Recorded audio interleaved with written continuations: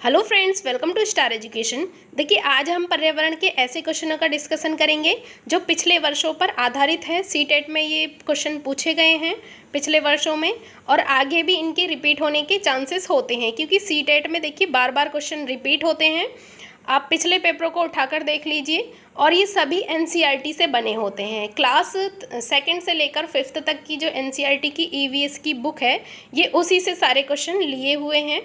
तो शुरू करते हैं। फर्स्ट क्वेश्चन है, नीचे दिए गए जीवों के समूहों में से किनकी दृष्टि श्रेष्ठ होती है तथा वे मनुष्यों की तुलना में 4 गुना अधिक दूरी की वस्तुओं को देख सकते हैं।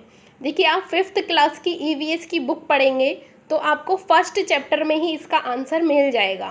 तो ये कौन होते हैं? देखिए, ये चील, गरुड़ और गिद्ध होते हैं। ये तीनों मांसाहारी पशु हैं, जीव हैं।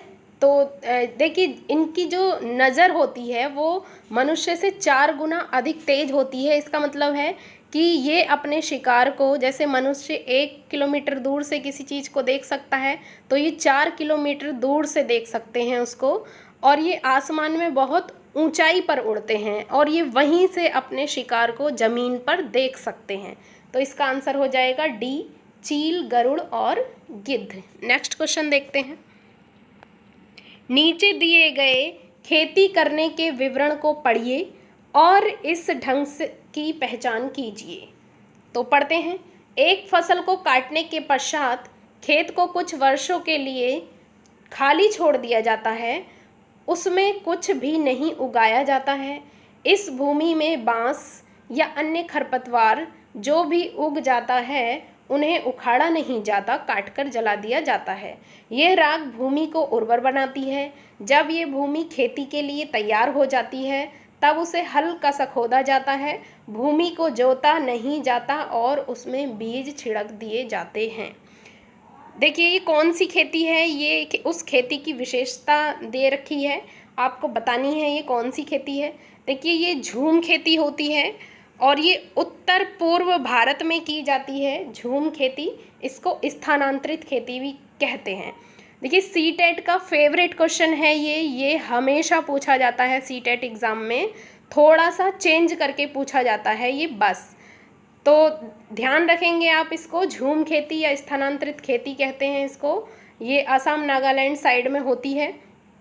इसमें क्या करते हैं? देखिए, जब खेत की सफाई करते हैं झाड़ काट के, फिर उसमें खेती करते हैं, फिर उसको 2-3 साल के लिए ऐसे ही छोड़ देते हैं उस खेत को। क्योंकि देखिए, बार बार उस एक ही खेत में अगर खेती की जाती है तो उस भूमि की उर्वरता कम हो जाती है, फर्टिलिटी उसकी कम हो जाती है। इसलिए उसको 2-3 साल के लिए ऐसे ही छोड़ दिया जाता है, और जब उसमें घास उग जाती है तो उसको काट कर जला दिया जाता है, उसको उखाड़ा नहीं जाता। और उसकी जो राख होती है वो भूमि को उर्वर बना देती है, फिर उस पर खेती की जाती है। तो ये कौन सी खेती है? झूम खेती कहते हैं इसको। नेक्स्ट क्वेश्चन देखते हैं। जब कोई सपेरा अपने वाद्ययंत्र बीन को बजाता है तो सांप उसकी ध्वनि पर अपने सिर को इधर उधर घुमाता है। आपके विचार से सांप वाद्ययंत्र की प्रति अनुक्रिया कैसे कर रहा है? तो ऑप्शन देखते हैं। उस वाद्ययंत्र की गति को देखकर, उस वाद्ययंत्र द्वारा उत्पन्न कंपनों के प्रति अनुक्रिया करके। तो ये राइट आंसर हो जाएगा इसका बी। देखिए, कोई भी जो सपेरा होता है जब वो बीन को बजाता है तो जो सांप होता है, सांप के कान नहीं होते हैं, वो सुन नहीं सकता, तो वो अपनी स्किन से जो वाइब्रेशन होता है उसको महसूस करता है, कंपन को महसूस करता है। तो राइट आंसर हो जाएगा बी। नेक्स्ट देखते हैं। नेक्स्ट क्वेश्चन है, निम्नलिखित में से कौन से राज्य जम्मू और कश्मीर के पड़ोसी राज्य हैं? देखिए, हमारा प्यारा भारत है, ये सबसे ऊपर उत्तर में जम्मू कश्मीर आता है, और इसके नीचे हिमाचल प्रदेश आ जाता है, और इधर पंजाब आ जाता है। तो इसके पड़ोसी राज्य कौन कौन से हैं? आप देखिए, मैप को अच्छी तरीके से देख लीजिएगा। एक क्वेश्चन मैप से हमेशा पूछता है सीटेट पेपर में ज़रूर आता है ये क्वेश्चन। तो इसका आंसर हो जाएगा Himachal Pradesh and Punjab. Next question देखते हैं। प्रत्येक स्थान के नाम के साथ उस क्षेत्र में बनाए जाने वाले सामान्य घरों के सही विवरण का मिलान कीजिए। देखिए घर कुछ जगह दे रखी हैं और इनके घर होते हैं ये, आप तो 4th क्लास की बुक में ये दिए हैं सभी, तो आप देख सकते हैं। देखिए मनाली में बर्फ़ गिरता है और यहाँ पर जो छतें होती हैं घरों की थोड़ी ढालदार होती हैं, तो इसका आंसर हो जाएगा पत्थर या लकड़ी से बने ढालू छतों वाले घर। इसका आंसर हो जाएगा सेकंड, फर्स्ट का सेकंड। फिर राजस्थान, देखिए राजस्थान में बरसात बहुत कम होती है, रेगिस्तान ज़्यादा है यहाँ और कटीली झाड़ियाँ पाई जाती हैं यहाँ, तो इसमें देखिए मिट्टी के घर जिनकी छतें कटीली झाड़ियों से छाई होती हैं, तो इसका आंसर हो जाएगा सेकंड का फोर्थ। फिर आता है असम। देखिए असम में जो घर बनाए जाते हैं, असम में बांस बहुत ज़्यादा होते हैं, तो बांस के खम्भों पर, और बरसात भी होती है तो बांस के खम्भों के ऊपर ये घर बनाते हैं, तो असम का हो जाएगा सी का हो जाएगा ए, बांस के खम्भों पर बने ऊंचे उठे हुए घर। नेक्स्ट देखते हैं लद्दाख। लद्दाख के बारे में भी देखिए हमने पिछली वीडियो में आपको बताया था, उसमें भी 2-3 बार ये क्वेश्चन रिपीट हो चुका है। लद्दाख में कैसे घर होते हैं? पत्थर के बने घर जिनके फर्श और छतें लकड़ी की बनी होती हैं, और यहाँ पर 2 मंजिल घर होते हैं। नीचे वाली मंजिल में पशु और चारा रहता है उनका, और ऊपर वाली मंजिल में ये खुद रहते हैं, तो इसका आंसर 4th का 5th, पहले का दूसरा और 4th का 5th है। देखते हैं आंसर क्या है। देखिए इसमें पहले का दूसरा ये है, ये नहीं होगा, ये वाला होगा इसका आंसर, पहले का दूसरा और 4th का 5th, ये आंसर हो जाएगा इसका डी। नेक्स्ट क्वेश्चन देखते हैं। पशुओं की त्वचा पर विविध पैटर्न, जो डिज़ाइन बने होते हैं पशुओं की त्वचा पर, आपने जैबरे पर देखा होगा एक अलग प्रकार का डिज़ाइन होता है, आपने टाइगर के ऊपर देखा होगा, देखिए अलग प्रकार का उनका डिज़ाइन होता है, उनके डिज़ाइन को देखकर ही हम पहचानते हैं शेर है टाइगर है। तो देखिए उनकी तो किस कारण से डिज़ाइन होता है ये देखना है हमें। उनकी त्वचा पर बालों के कारण होते हैं। देखिए बालों के कारण नहीं होता वो डिज़ाइन, बालों से बना होता है। उनकी त्वचा पर जो डिज़ाइन होता है वो बालों का ही होता है, बट किस कारण पूछा है ये, तो उस जलवायु के कारण होते हैं जिनमें वे रहते हैं। देखिए जो बाल होते हैं उनके ऊपर वो एक जलवायु के कारण होते हैं। देखिए कुछ पशु होते हैं, कुछ पशु बहुत ठंडे इलाके में पाए जाते हैं तो वो उन पर बहुत ज़्यादा बाल पाए जाते हैं, और कुछ पशु जो होते हैं वो गर्म एरिया में पाए जाते हैं, जहाँ भूमध्य रेखा के आसपास पाए जाते हैं, जहाँ बरसात भी बहुत ज़्यादा होती है, गर्मी भी बहुत ज़्यादा पड़ती है, तो वहाँ के पशु देखिए ऐसे होते हैं, उनके ऊपर कम बाल होते हैं। और आप ध्रुवीय एरिया के जो पशु होते हैं उनको देखेंगे वो एकदम फर वाले, उनके बड़े बड़े फर होते हैं, उनके ऊपर बाल ज़्यादा होते हैं, तो इसका आंसर हो जाएगा बी। नेक्स्ट क्वेश्चन देखते हैं। निम्नलिखित में से मच्छरों द्वारा फैलने वाले रोगों का समुच्चय कौन सा है? देखिए मच्छरों के द्वारा देखा गया है कि कौन सा समुच्चय फैलता है, मच्छरों के द्वारा कौन कौन से रोग फैलते हैं, तो इसका आंसर हो जाएगा ए। देखिए डेंगू, मलेरिया, चिकनगुनिया, ये तीनों मच्छरों के द्वारा ही फैलते हैं। जो मलेरिया होता है ये प्रोटोजोआ से फैलता है।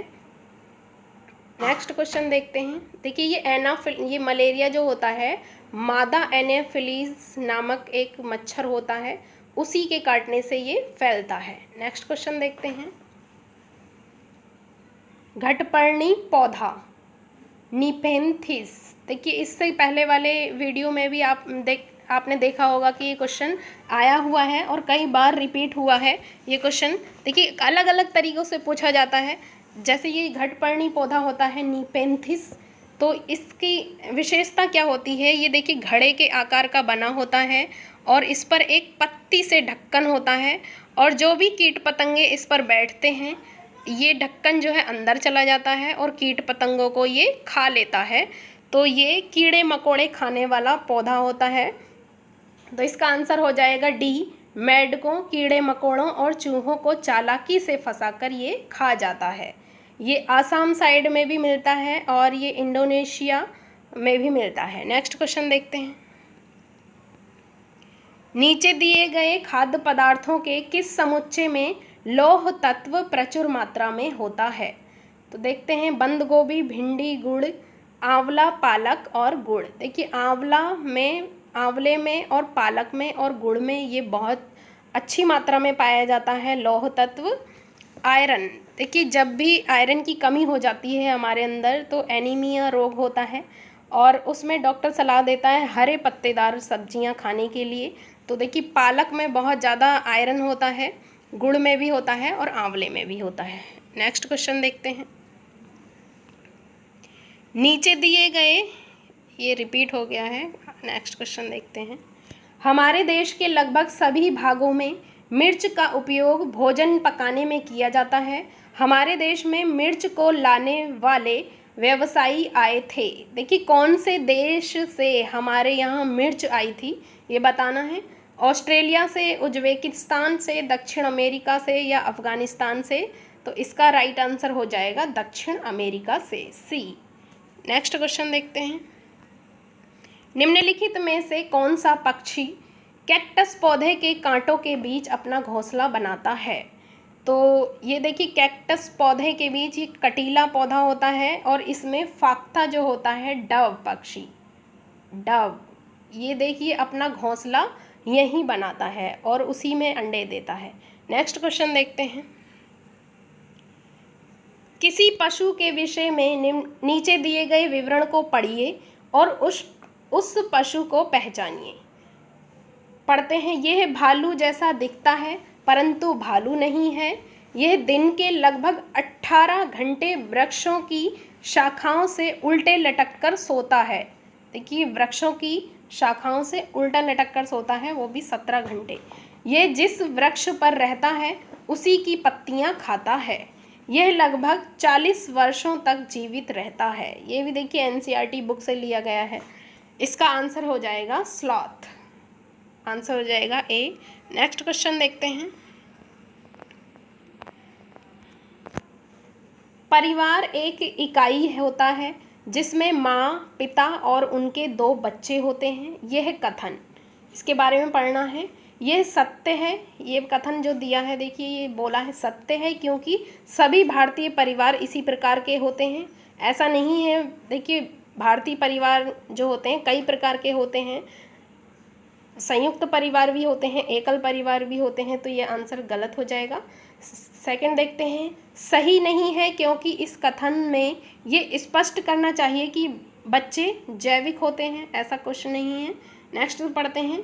सही नहीं है क्योंकि परिवार कई प्रकार के होते हैं। हाँ, तो देखिए कई प्रकार के होते हैं परिवार, तथा परिवार का केवल एक ही प्रकार में वर्गीकरण नहीं किया जा सकता। तो राइट आंसर हो जाएगा इसका सी। नेक्स्ट क्वेश्चन देखते हैं। मानवों के पेट में आमाशय रस की प्रकृति डैश होती है और वह भोजन के पाचन में सहायता करता है। देखिए मानवों के पेट में आमाशय में एक रस होता है। मानव के जो पेट होता है उसमें जठर ग्रंथियां पाई जाती हैं और इन जठर ग्रंथियों से एक रस निकलता है, जठर रस बोलते हैं उसको, जठर रस। और ये जठर रस का काम क्या होता है? भोजन को पचाना होता है और इसमें एक हाइड्रोक्लोरिक अम्ल होता है HCl। ये क्या होता है? अम्ल होता है, तो इसकी प्रकृति भी अम्लीय होती है। इसका आंसर हो जाएगा डी। नेक्स्ट क्वेश्चन देखते हैं। इतने ही क्वेश्चन हैं। तो गाइज़ आपको अगर वीडियो अच्छी लगती है तो आप लाइक करें, चैनल को सब्सक्राइब करें और दोस्तों में शेयर करें। Thank you.